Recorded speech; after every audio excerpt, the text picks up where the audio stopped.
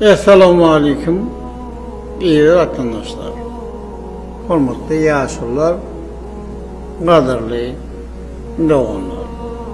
Biz şunda Saud Arabistany paşalygyna İslam dünýäsiniň merkezi bolan Mekke şäherindäki keramatly Käbe ziyaret edip haç farzyny berja edýär.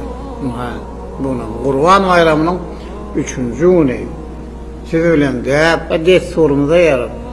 Haç farzyny berja edip Gurbanlyk sadakasyny berýär.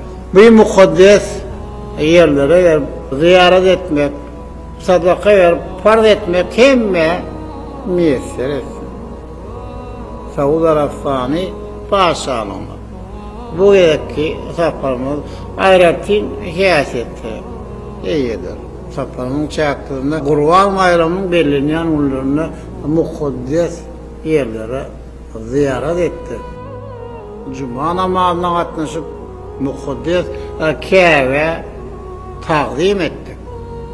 Arkadaly serdarymyň baş tutanlygyna ýolumyzyň asuda awadan bolmagyny ýedi watanymyzyň has gülläp esmek.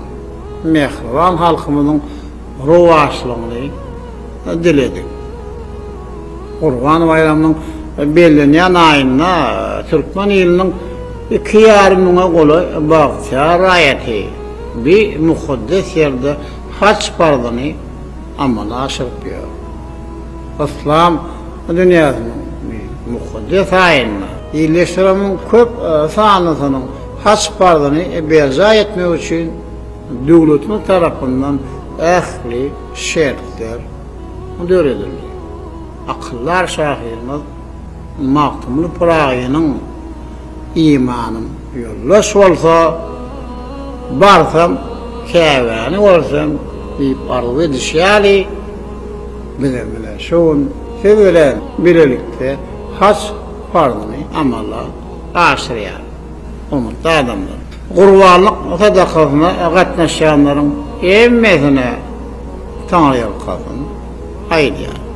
Ýeri watandaşlar, hormatly doganlar, oy bugunky Gurbanlyk sadakasyna okulan aýetler edilen dua dilegler haç farzyny büyük bir warın derýasynda kabul bolsun.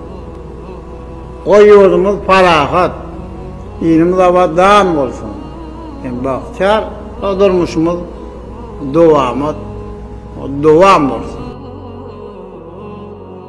Hormatly adamlar, ýendirek ähliňize taňry ýalkasyn. Salykda bolsun.